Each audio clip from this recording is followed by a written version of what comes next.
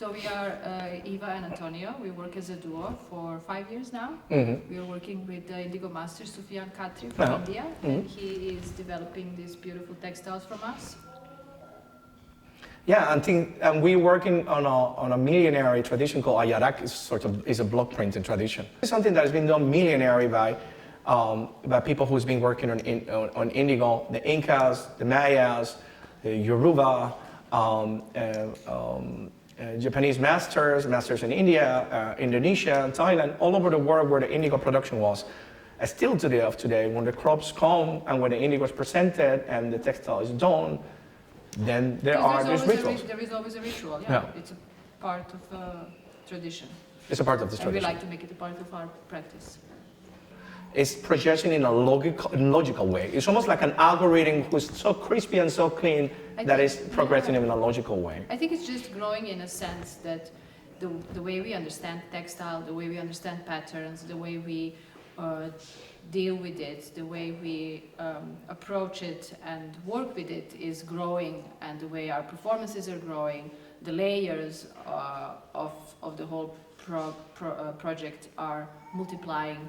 So in that way, it's changing. I think it's just growing, and we're learning new things, and including new aspects into installations and performance. And patching just started when Messengers of the Sun arrived. Like we start part of a process, and exploring different ways of working with textile, we came to collage. Yeah, and with collage, it's not only data, but it's like Afro-automatic portrait, it goes to Boro, it goes to African quilting in New Orleans, from people from which works in plantations, it goes to automatic portrait, it goes to punk revolution, time, UK, dot music, and poetry, and putting all these things together with this DNA pattern and the blueprinting patterns, plus Yoruba, plus all the symbols of migration that in Messengers of the Sun have these gris-gris talismans that you see on the back of the textile.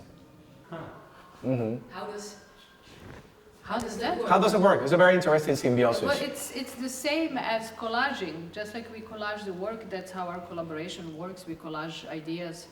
One of us starts with something, then the other one adds on top of that, then we add on top of that, and then we are just patching ideas and build something new that comes out of as a reaction on the other one's idea.